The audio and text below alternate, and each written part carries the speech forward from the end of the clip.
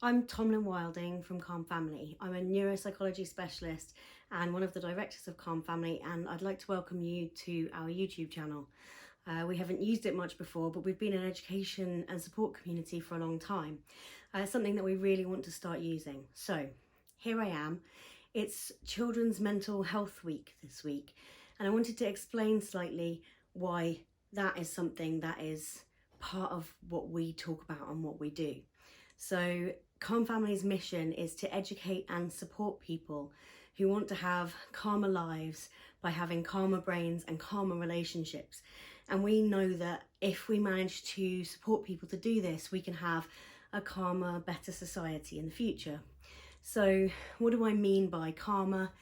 I mean that we're able to relate to each other in a more empathic and compassionate way, that we're able to understand the dynamics of our relationships and our own emotions better, and understand our neuropsychology more than we are taught in our education system, so that we can figure out what our emotions are doing, what our real needs are, why we're struggling to relate to somebody, whether it's our partner, our children, or work colleagues. We do focus on family life because what we focus on is building brains by having these calmer relationships with young children who we're then impacting because their brains are being built, their neural pathways are being built with this calmer system in place already, making it much easier for them in the future to be calmer. Now, how does this relate to mental health? As you can imagine, being able to relate to people, and more importantly, relate to yourself in a calmer way, in a more mindful way, in a way that means that you actually understand what's happening in your brain, why you may be feeling very stressed, what's making you anxious. You understand your neurology a little better. Now, I use the word neuropsychology, and what I mean by that is psychology, so how the mind works and how we behave as human beings, but as it's also applied in the actual neurology of the brain. So we're actually looking at brain chemistry and neural pathways and how those relate to how we then behave.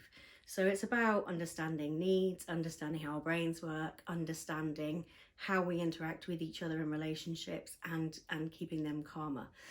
So the principles that we talk about are being collaborative with people, so working together with them rather than trying to kind of come up with solutions for your relationship on your own. Being accepting, accepting where you are, even if you want to move on from it, being accepting of where you are at that particular point. Learning together, so figuring things out, trying things, if things aren't working, being able to move on from that together. Meeting needs, and that's a big thing. So I've written a really comprehensive neuropsychological needs theory that builds on some of the theories you might have already heard, like Maslow, and we work with that to understand how you can meet each other's human psychological, neuropsychological needs, and balance them with your own, so no one person's needs are being met and not the other. We then look at having empathy in the relationship, and that doesn't mean condoning bad behaviour. It means understanding why it happens, understanding what's behind it, so that we can work on the thing that's behind it rather than the behaviour itself. And the thing behind it's going to be an emotion, or it's going to be a psychological human need. And lastly, we work on how we can respond with compassion. So when we're responding to behaviour or to situations, we're doing that with compassion, or the most generous interpretation of somebody's intentions.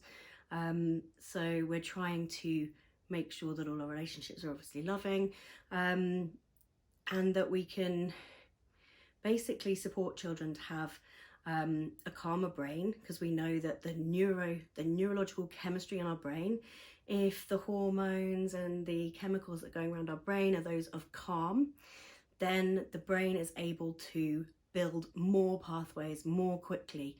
So you're going to be building a better, stronger brain all the time that your child is calmer.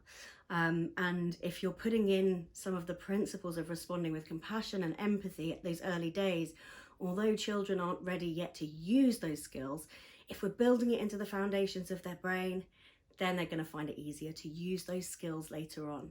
So when we respond to a child with compassion in their moment of stress, we're not we're not going to fix the stress any differently, or we probably are. We're going to make them feel a lot better.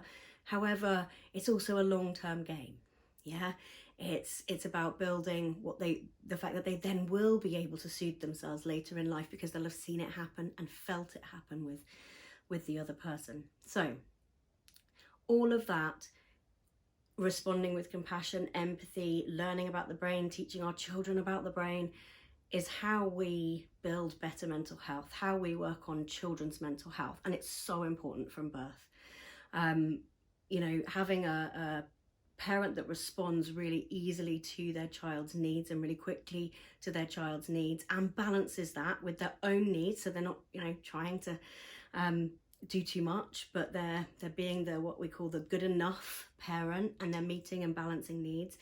That has a massive impact on both the parent's mental health, and most importantly, scientifically proven to have a big impact on children's mental health. So how we respond to babies, toddlers, our children, our teenagers, and our partners in life in various different forms makes a huge difference to mental health.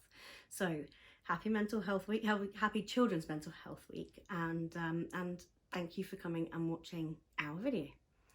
Thank you.